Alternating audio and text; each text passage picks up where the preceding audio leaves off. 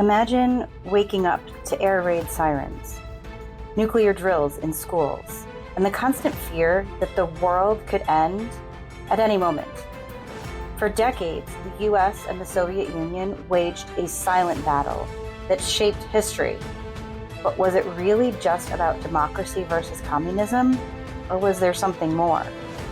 Today we're diving deep into the Cold War, civil rights, and the chaos that defined America from 1945 to 1980. Let's get into it. Hey, history buffs, this is Wendy with AP History Help. Welcome back. I am here to guide you through the past, helping you to master AP US history this time, one unit at a time. Every other episode is AP World History. And today we're diving into APUSH Unit 8, 1945 to 1980, covering the Cold War, the Civil Rights Movement, and a major social and political shift in America. Last episode, we looked at the Cold War from a world history perspective, which provides really good context for this episode. Go back and give it a listen. There will be a little bit of overlap, though, as world history is American history starting in the 20th century. But first, I have a special giveaway for you. If you want to stay organized and on top of your AP history studies, I'm giving away a student success planner. Head over to bit.ly, that's /AP planner, all lowercase, to enter for your chance to win. It is a great way to stay on track for the AP history exam. And it's a way for me to get a better understanding of who's listening. And the better I get at knowing who you are, the better I can tailor my episodes to your needs. Come in, students. Class is in session. Today, we'll be learning about the different phases of the Cold War, which includes the proxy wars, the civil rights movement, all kinds of protests and changes, and we'll wrap it up with the crises and the changes of the 1970s. After World War II, there was this fear that the economy would collapse. Would the GIs returning home find jobs available? Would the Great Depression return? Well, the GI Bill of Rights helped veterans by providing tuition assistance and low-interest government loans. There was a tremendous economic boom from 1950 onward, and the middle class grew to over 50% of the population. People moved to suburbs or the Sun Belt, and the baby boom began, giving us the generation that we affectionately call baby boomers. President Truman extended the New Deal with his Fair Deal, which furthered Social Security benefits and increased the minimum wage. He met with congressional blocs, only succeeding in raising the minimum wage from 40 cents an hour to 75 cents an hour. That sounds crazy, right? Hey, the cost of living was much less than it is now. Unlike after World War I, the US played a key role in world affairs, becoming one of the world's superpowers. No longer retreating from war to become isolated, joining the United Nations as a permanent member of the UN Security Council, with veto power and all, joining the International Monetary Fund and the World Bank, whose goal it was to rebuild a war-torn world and promote international trade. The Cold War dominated global politics from 1945 to 1980. It was a battle of capitalism versus communism, fought through proxy wars, nuclear arms races, and ideological battles from 1945 to 1991. But it wasn't fought with guns or bombs, as in no direct fighting. That's what makes it cold. It was a cold-hearted competition. Competition for dominance, control, space, even gold medals in the Olympics. Following the war, in which, remember, the US and the Soviet Union fought on the same side, World War II, they had very different visions for Eastern Europe. The last conference during the war resulted in the tensions and the paranoia of Stalin that the U.S. would use their newly developed atomic weapons on the Soviet Union. In 1946, former British Prime Minister Winston Churchill gave his famous Iron Curtain speech, referring to the imaginary line in Europe dividing countries that were under Soviet control and those allied with democratic ideals. The U.S. Good Lord. Then the U.S. ambassador to Russia wrote his long telegram recommendation that the U.S. should not be aggressive, but instead work to stop any new Soviet expansion. In essence, contain it. And that policy of containment would be the guiding foreign policy throughout the Cold War. In 1947, Greece and Turkey found themselves under communist pressure, a test of containment. President Truman issued the Truman Doctrine, which pledged U.S. support to nations resisting communism. And by support, he didn't send troops, but instead financial support to combat the fear that communists might be voted into power in Western European countries that were struggling to recover from the war. And then, in 1948, U.S. Secretary of State George Marshall proposed the European Recovery Program, also known as the Marshall Plan. This provided economic aid to rebuild war-torn Europe and prevent the spread of communism. Even the Soviets were offered aid, though they rejected it and countered with their own aid package. Regardless, the U.S. provided billions of dollars in aid to Europe as they rapidly rebuilt. In 1949, the North Atlantic Treaty Organization, or NATO, was formed as a military alliance to counter Soviet threats. It consisted of 11 nations, including Canada, Britain, France, and today there are 32 member countries. Now, the basic motto of NATO is an attack on one is an attack on all. Now, by the way, the only time that the NATO promise has ever been used, meaning the only time that a member country has been attacked and the others stepped up, was on September 12, 2001, the day after 9/11. Anyway, going back to its inception, count on Joseph Stalin to respond with like action. And in this case, he created the Warsaw Pact, made up of the Eastern European nations under Soviet control. All of this alliance forming sets up an arms race between the Americans and the Soviets. In 1949, the Soviets tested their first atomic bomb, and 3 years later, the U.S. tested their first hydrogen bomb. U.S. Secretary of State John Foster Dulles introduced the idea of brinkmanship, threatening massive retaliation to prevent the two superpowers from fighting each other directly. Instead, the first proxy war, the Korean War, was fought from 1950 to 1953. And this saw the U.S. supporting South Korea against communist North Korea, who had Soviet and later Chinese support, ultimately ending in a stalemate dividing the two countries at the 38th parallel. And containment worked. Throughout this period, America balanced containment policies with fears of nuclear annihilation. All the while back home, the propaganda against fear of communism grew. In 1947, the Federal Employee Loyalty Program investigated the backgrounds of federal employees, and the House of Un-American Activities Committee, or HUAC, which was created in the 1920s, restarted after World War II to search for communist influence in American life. This was largely fueled by Joseph McCarthy. He was a senator from Wisconsin who used the growing concerns over communism to advance his political career. He accused hundreds of people in the State Department of being communists without any proof.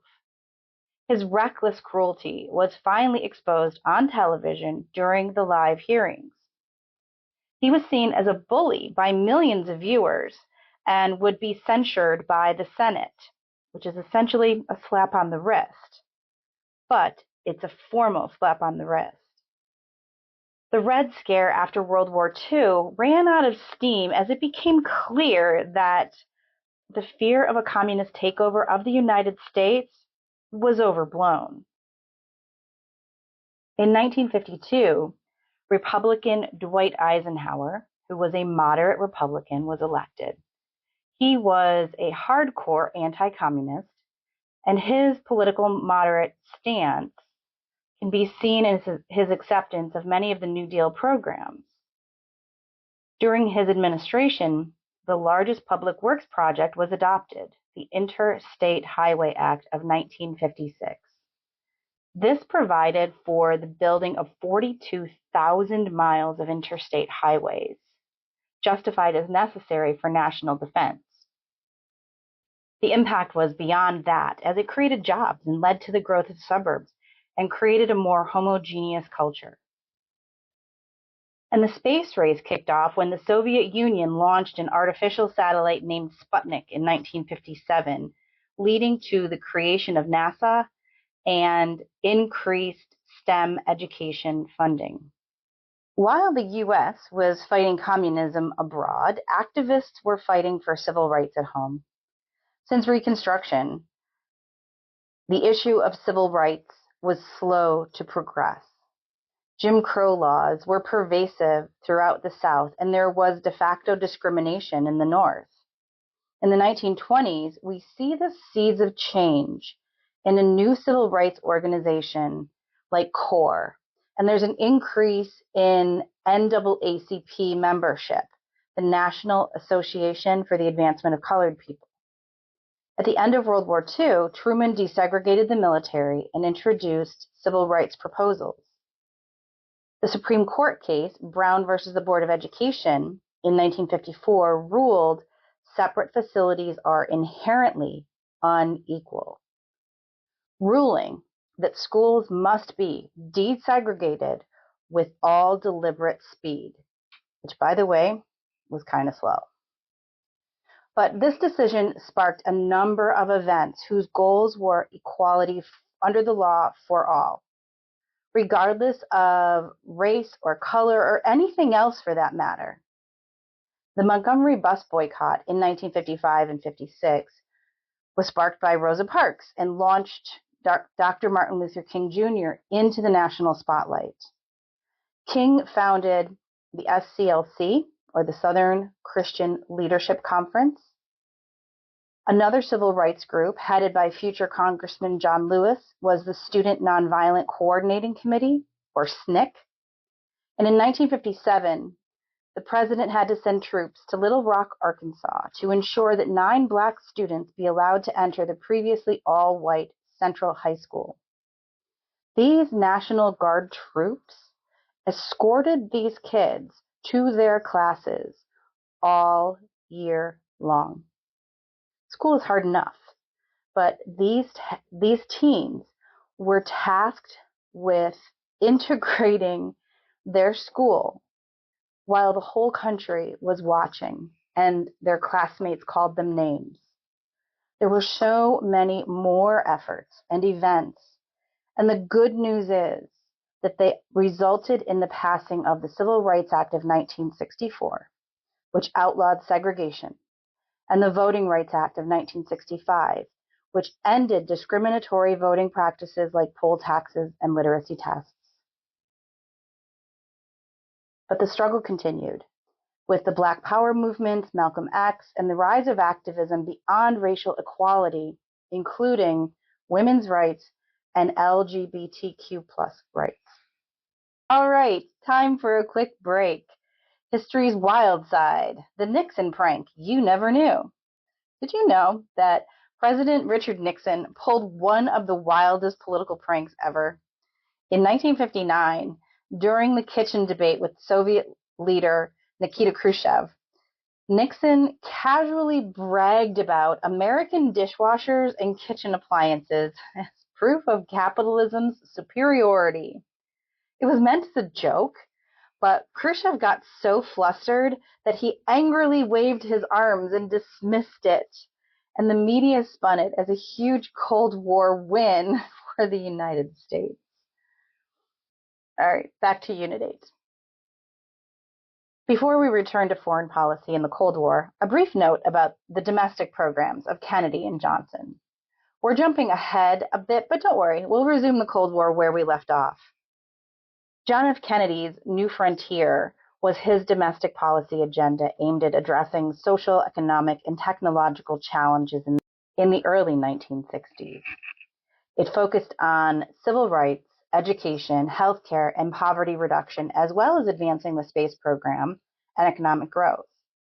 Key initiatives included increasing the minimum wage, funding public housing and education, and promoting Medicare, though it wouldn't pass until after his presidency.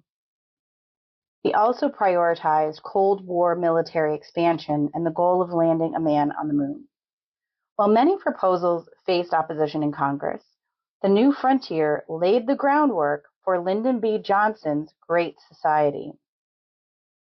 Despite an overall affluence in post-war America, advocates raised concerns about the prevalence and persistence of poverty as a national problem. Johnson's Great Society attempted to use federal legislation and programs to end racial discrimination, eliminate poverty, and address other social issues. Many programs that still exist today began as part of Johnson's Great Society. The Food Stamps Act, Head Start, Job Corps, Medicaid, and Medicare, and civil rights protections among them.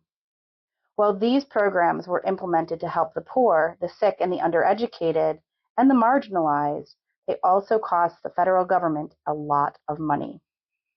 Back to the Cold War. It was escalating. In 1953, the CIA helped to overthrow the elected Iranian government in a mission called Operation Ajax after they attempted to nationalize foreign oil companies. With U.S. help, the Shah of Iran came to power, and he was a brutal dictator, but oil prices were good and he was on America's side. Next, during the Suez Crisis, President Nasser of Egypt nationalized the Suez Canal that was controlled by France and England. So England, France, and Israel attacked Egypt.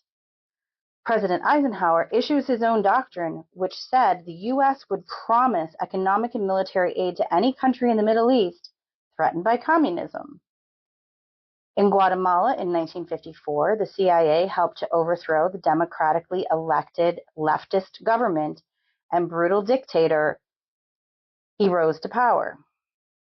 In Cuba in 1959, Fidel Castro led a revolution which removed the Cuban dictator Batista from power, and Castro nationalized American-owned businesses, which means they were put under the Cuban government's power. Eisenhower responds by ordering an embargo on Cuba. So Cuba moves close to the Soviet Union, and the Eisenhower administration initiates a plan to have the CIA train Cuban exiles. This would later result in a failed attempt by President Kennedy to invade Cuba in the Bay of Pigs. And as a result of that, Castro cozied up to Khrushchev, allowing the Soviets to start building their nuclear weapons in Cuba. What would come next would bring the world the closest it's ever been to nuclear war, and almost making this Cold War a hot one. Diplomacy would win out, and war and nuclear annihilation was averted, with both countries removing nuclear weapons from places that were close in proximity to the other. Vietnam had been a colony of France's before and after World War II, and France did not grant them independence and fought them using American financial aid until 1954. They gave up the fight, France did, but the United States was like, whoa, we don't want to lose our investment here.